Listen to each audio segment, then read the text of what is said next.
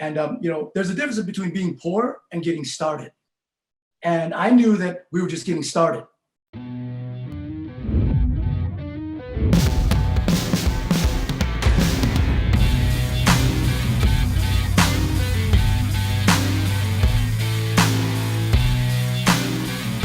Awesome. Welcome everybody to the podcast, Talk is Cheap, the Fight Against Mediocrity. Today we have Dyphibane. He is amazing. Ty's mother brought him and his family from Laos in 1980 to the United States of America. He says it's an amazing country. They came over as refugees. He was raised in wonderful Utah. Ty is a huge outdoor fan.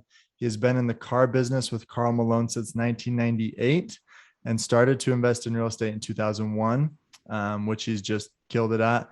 Ty always says we are blessed with massive opportunities all around us. His motto is taking action, continuous improvement, family first, and living life. So definitely a great fit for the podcast. And we're excited to learn from you today, Ty. Absolutely. Hey, thank you for having me, man. Excited to be here. Never done a podcast before. Been approached a couple of times, but when you approached me, I was like, you know what? Kevin's such a cool guy. I vibe with him professionally and you like to say on and off the court. So I'm going to take Kevin up on it. See what we can both learn together. Hey, well, I really appreciate that. That means a lot that you take the time. I know you're busy. Tell me about your career, how you got started in the car business and what that has looked like for you. Dude, it's been an amazing ride and time has really flown. So 1998, had a young son and was going to the company I worked for, basically stocking shelves while going through college, stocking at grocery stores, drinks, went out of business. So I had to get a job. Didn't know anyone in the car business and drove by the dealership, Karl Malone Toyota. They recently opened. I drove in and interviewed. I said, hey, I want to sell cars. Didn't know anyone at all. The manager said, hey, everything sounds good, looks good. You have a good vibe. Go home, get a shirt and tie. One problem, Kev. Dude, I never owned a tie before. So right there by Southtown Mall, walked into the dealers and asked the salesman, I said, can you sell me a tie and teach me how to tie it? So we did that. It was a little bit awkward trying to learn how to tie right away. Make a long story short, bought a couple of ties and he tied it for me and I kept it that way. And on the way out, he says, here, buy some clip-ons. And I did that, walked back in and they said, you're hired, and kind of the rest is history, Wow. So you started off as a salesperson, and then what were the next steps, and how did your career progress there? So 2 years into the car business while I was going to the U, said business finance, was promoted. At the time, we were a Larry Miller store. So I was one of Larry Miller's youngest managers and started in finance, and it just worked out. And I think that, what really paved the way is the fact that I feel like I was always high energy and love people. And in any business, it's a people business. If you can relate to people, if you're genuine and authentic, you'll succeed, and never look back. And have you always been like that, high energy, or what would you recommend? How can people be like you? Well, it's not about being like me. I feel like the best thing you could do is be you, but I know that when I wake up in the morning, I do know that I'm blessed and I do live by the rule that health is wealth. And hey, if I can get up in the morning and I'm not aching and there's people out there with cancer or fighting mental or physical illness and I don't, I feel like I'm already ahead. So, and coming from humble beginnings, I feel like there's so much that I have to prove to myself because I'm in competition with myself. And the biggest failure, I think, is if I don't reach my potential. And being from humble beginnings and knowing that, hey, any day I think could be our last day. We could be so healthy, we could be all the above and get hit by a bus or get T-boned, or you could be vegan and still get cancer. So in my mind, if that's the case, then, if I can get up in the morning and accomplish things, I'm going to do it, physically, mentally, business-wise. Plus, I don't want to let myself down. And even at 44 years old, I really don't want to let my family or my mom down. I still have that mindset, Yeah. So what would you say, you mentioned your family, gratitude, wanting to reach your potential. Are those all the things that keep you driven every single day? What else drives you to succeed? Well, yeah, I think success, everyone defines differently, Mm-hmm. right? I mean, you're only in competition with yourself because no matter what, there's always someone bigger, faster, stronger, prettier, richer, smarter, all the above. But all you can be is you, and all I can be is me. And so Toyota has a saying called Kaizen, and it stems from their assembly and manufacturing plants where it's all about continuous improvement. And as long as you're getting better and anyone can stop the assembly line in the chain to interject, as long as it's within the context of what can we do to build a better process, what can we do to make things run smoother, and what can we do to get better. And in my mind, that's always, been instilled in me since I've been with Toyota since '98. And why can't we apply that in everything we do? You're in competition with yourself, get better. And getting better is just by being disciplined, in my mind, and taking action. Because I feel like I'm high energy and I can be motivated, but we can't always be motivated because we're human, right? Oh. We're going to be like, highs and lows, but we can always be disciplined, I feel. Yeah. No, I totally agree. So you've been in the car business, you've absolutely crushed it. What was the biggest lesson you learned from Larry Miller? Well, from the Larry Miller group, I know that I was fortunate and blessed to be in a group where, he laid the foundation for hard work and honesty. Now, he was not a perfect man, and he knows it, and everyone knows it, but none of us are. Mm-hmm. But he was honest, and he always told you and demonstrated the ugly truth versus a beautiful lie, right? Yeah. So what would you rather have, the ugly truth or a beautiful lie? And so if you have the ugly truth, you could deal with it. You can come up with solutions and move on, yeah. And that work ethic that he brought to the group and the town, and was really it stuck with me. Yeah, I think one of my favorite things that you've mentioned over and over again is not comparing ourselves to someone else, because it's just a life of misery. Like, it's a life of sadness. But if we're always comparing ourselves to who we were yesterday, it gives us a benchmark to improve and can have continual happiness. So I love that. You mentioned several times discipline. What are some of the daily habits that are non-negotiables for you? Oh man, that's a great question. Because for me, it's about continuity and discipline. And so definitely wake up, brush your teeth, work out. And then I'm 44 and knowing that health is wealth, because how can you run a family? How can you run a business if you can't take care of yourself? Just like on the airplanes, they say, hey, wear a mask in case of emergency so you can help everyone else. If you can't take care of yourself physically and mentally, how could you be of service to others and to your family and to your workplace and to your loved ones?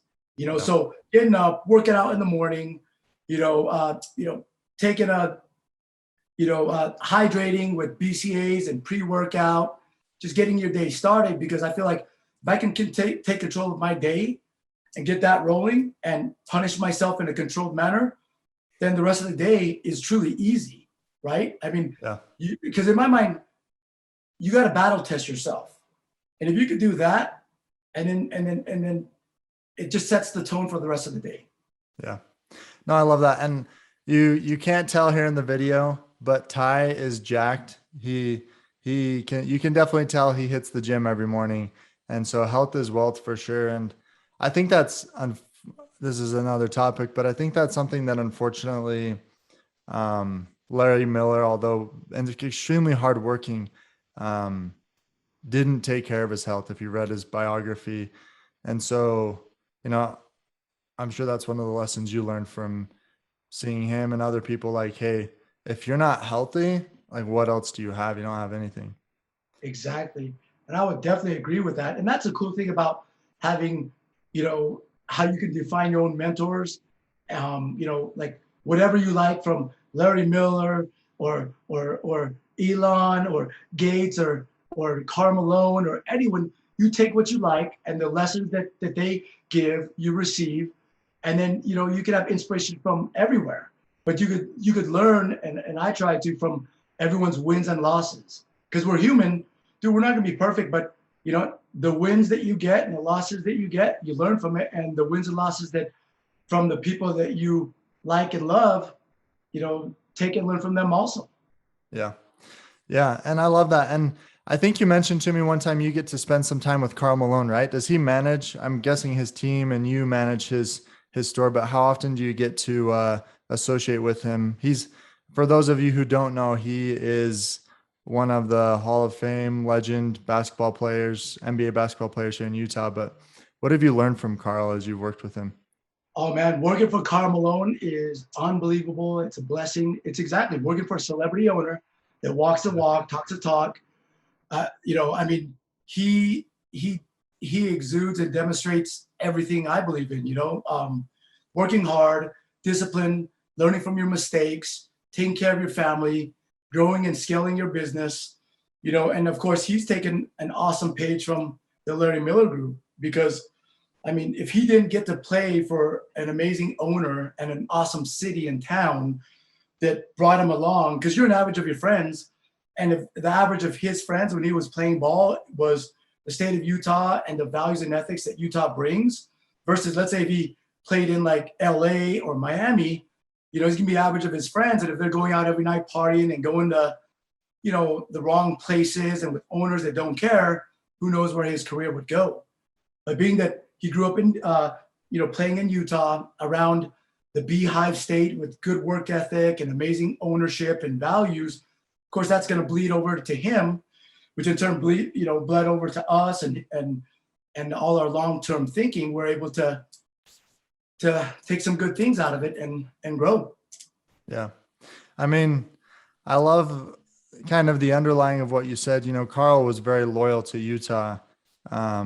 Unlike a lot of NBA and sports players today, where you get a lot of team changes and stuff, Karl spent, I don't know the exact amount, but almost 20 years in Utah.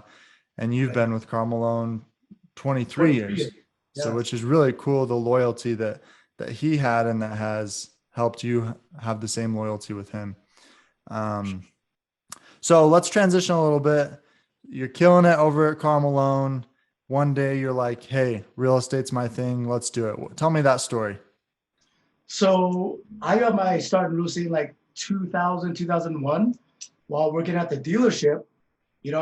Growing up, I would, check out all these foothills in Sandy and Draper. And I was like, when I got my driver's license, I was driving around. I said, one day, man, how do those guys own and afford all those big homes and properties? And, coming from where I came from on the west side and growing up in West Valley, I didn't feel like we were poor because my mom worked hard and she was able to provide for us. She literally worked 2 jobs at a donut company.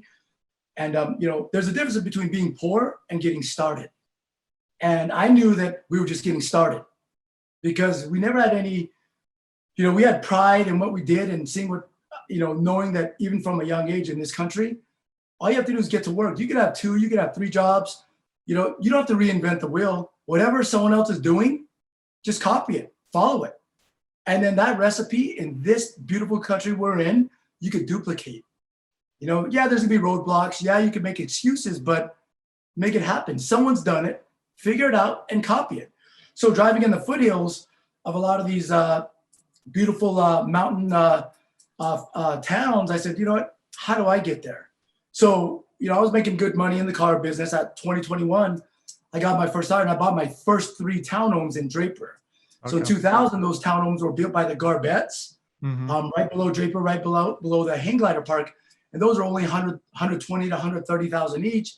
And at that time, I put 20% down, which is not a big deal. So you're putting down 35,000 with closing costs, right?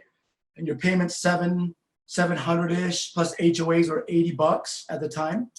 And then you're renting them out for, 900. And then, over time, definitely it makes sense. Everything grows and appreciates. And my wife and I, we started buying townhomes, by, every single year, 2 or 3 till today. And your wife she got her real estate license and is handling most all of that, which yes. I think she's done really well with that as well, right? Yeah, it's amazing. I mean, everything is definitely a team sport. You definitely can't do it on your own. And my wife has worked hard, been a blessing. We're fortunate where she was always a stay-at-home mom, but stay-at-home mom, don't take that lightly. They work 24/7 and they never get a break. So all the props to the moms and the wives out there. But as we grew our side hustle, our side business, she's taking phone calls and screening apps and touching base with all our tenants. And then she'll definitely touch base with me on when I need to get involved to get contractors or emergencies happen. But it's definitely a team sport. And that's the thing I love about real estate is, man, you don't have to quit your day job yet. You can keep growing and scaling. And as we know, it's get rich slow, not get rich quick. And over 15, 20 years, then, good things happen. Yeah, get rich for sure, and not get rich quick. Yeah. And so definitely a slow game as you built it up. Tell me where you're at now. How many rentals do you have and what projects are you working on? So getting rich slow was amazing because all we did was buy 1, 2, some years 3 or 4 or 5, sold a few, but for the most part, the long-term game is to keep those because cash flow and equity, depreciation, taxes, all those things add up. Yeah. So now fast forward, 18, 19, 20 years later, building a real estate portfolio that's gone up in value, and everything's gone up here in Utah, especially in the Wasatch Front so much, we started to transition a little bit out of that into more now building and flipping. And that's a cool thing about real estate is, man, if you get bored with one strategy or one thing, there's so many different asset classes and strategies that you can get involved with to make money and scale and grow. And then now by building and flipping, I feel like, I can get a bigger return quicker and faster and transition because since property values have grown so much and the cap rates have compressed, then, hey, let's build, let's ride the wave because people are paying a premium for existing real estate to control because everyone wants to be an investor and everyone wants to be an owner occupied. Let's see what's in that arena and get after it. So, a lot of my focus right now is trying to build and flip, and it's been amazing. Yeah. And, you come from the car business. And so when you're getting into real estate, I think what a lot of people will say is, well, I don't know it, or I don't understand it, or it's scary. How do you overcome those doubts and those feelings of inadequacy? Well, it's for sure, number one, do your homework and get a good feel, get your fundamentals, just like anything. Like if you want to be a bodybuilder, if you want to lift, take the first step. Get on YouTube, Google it, take action. Who's already in shape? Watch it. Get a gym membership. And then a day turns into a week, turns to a month, turns to 3 months, turns to 6 months. Next thing you know, you get changed. So just like that gym analogy, now in real estate, okay, because everyone knows someone that's doing something in real estate, but the first step is buy your first property, by owner occupying it. And then by virtue of that, you're going to get a solid foundation of, hey, what is equity? What is appreciation? What is interest? What is principal reduction? What is a HELOC? And then you live in a property for 2-3 years and it goes up in value. Now you have a concrete understanding. Wow, just by virtue of me living in this, it went up 40 grand. Whose money is that? It's your money, but you did it with the bank's loan, but did you have to share the equity with the bank? No, it's all yours. Then now you say, wow, that sounds great. How do I do this again? So hence your first rental, and then second and third and fourth and fifth. And then there'll be a point, I'm sure, where, you get capital restraints and where you can't scale. And then there's other strategies that you can deploy and put in place and team up and grow from there. Yeah. And what I love about that so much is it really is just start. Like it doesn't have to be something big, just start. And a few things that really stood out to me from what you said is like, you were driving around, putting yourself in the environment that you wanted to be in. You wanted to be in one of those big, nice homes. Okay, how are they doing this? if you would have tried to go directly from where you were at to the big house, maybe it would have been overwhelming, but instead you said, hey, let's just take one step at a time. You know, what's the next step? Okay, let's do it again. Let's do this. Let's try this. And I know you just don't quit and you keep going. So I love that so much. And then the other thing that I love that you said, there's a difference between being poor and getting started. And I knew we were just getting started. So that's incredible. One thing that I'm really curious about as you've been growing your business, two things. I guess I'll start with this one. How, as you've started flipping homes, obviously that's not something you can do by yourself. And I don't think you do any of the construction. How did you find and build a team? And what have you learned as you built that team? So it was a natural progression, you know, like we said, you know, every day you're learning and transitioning from owning rentals. You know, every once in a while you'll get a tenant that, let's say, wasn't the best tenant, you didn't screen them properly, and they tear up your property. So let's say, for example, you know, I had a townhome in West Jordan. People lived there for 7-8 years. They always paid their bills on time. So we never bothered. You know, we should have, you know, had a process in place we do now where, you know, you should be doing a walkthrough at least every 6 months and or once a year. But because they always paid on time and they seemed so nice, we let it slide. And then when they moved out 6-7 years later, we walk in and it was like a bomb went off. Like the renovation, you know, we had to take down to the studs, rip out the carpets, the baseboard, the flooring, the cats. So then now, by inherent default, you know, in a way became a flipper. Because now I'm arranging for the drywall guy, the flooring, the cabinet guy, so full gut. So then once we spent, you know, 6 weeks doing a full gut, arranging for all the subs to come in, and now we have a pristine, crystal clean property again. Now the decision is made, comes up, hey, am I going to re-rent this now after I just put 25, 30 grand into renovating this to make $200-$300 a month? Now, you know, realize that I've owned this 10, 12 years and it's doubled in price, or do I sell it because it's in tip-top shape, walk away with the equity and split that equity 3 ways? So now look at the lesson in that one. So, you know, by renovating it, I gained experience.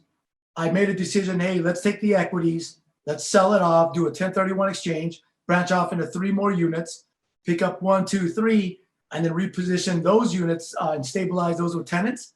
And then lo and behold, 2-3 years later, those townhomes each go up, but then you have your bases covered 3 times. And then now, lo and behold, you have a business that's, even by accident, you're evolving into other areas and other facets of real estate that you can make money on. And so it's been awesome. So we've grown into flipping, and then flipping turned into partnering up with some general contractors, and now we're building. Yeah. And I like how you just said it was a natural progression, because, you know, luck follows preparation, and you were prepared to take the next step and move into that. I'm curious, what's the process you have in place now for renting and making sure that someone's not destroying your place? So that is an amazing question. I should be more disciplined with that, but basically my wife and I had a conversation, and I mean, we didn't learn the first time and the second time because we're such people person. We just relied on their personality, and we got to know all our tenants, and we just trusted them. So after getting burned, probably not 1, 2, 3, 4, 5, after the 5th or 6th time, we said, finally, hey, every 6 months, let's do a, you know, basic walkthrough. You know, we'll be in and out. And then at that point, you have a checklist of, hey, but before you do that walkthrough, you let them know a month ahead, and then 2 weeks, and then the day of. That way, and there you plant the seed in the back of their mind. If there's something that we need to address, let's do it before the walkthrough. So then you eliminate a lot of problems from the get-go, you know, so they will take care of themselves before it gets huge. But then if there is an issue, you can be all on the same page in that inspection, and then they have some time before their lease is up to remedy that. Versus their lease is up, and then you do a walkthrough a month before their lease is up, and now it's too late, and your deposit will nowhere near cover the damages, and it's just a goose chase after that. Yeah, I love that. That's amazing. And I'm probably the same way. I'm like very much hey, I trust you, it's going to be okay. But I found that the processes and the systems, there's a reason that they need to be there. It's not just because you're trying to be mean, they have a purpose. Right. My second question was, as we wrap this up, I want to be respectful of your time. Real estate's amazing because you can leverage other people's money and you can use debt, and banks are great partners. Yep. Obviously, the bigger balance sheet you have, the more banks are going to want to work with you. I'm sure that's not really much of a problem for you at this point. But as you started out working with banks and learning their processes, what are some of the biggest takeaways you've had? And what have you learned as you've worked with the banks that you would advise people getting into real estate? That's a solid question, because I mean, it's mindset, and you're right. Other people's money is huge. I was lucky that I had a good income that I can grow and scale to, 8, 9, 10 units.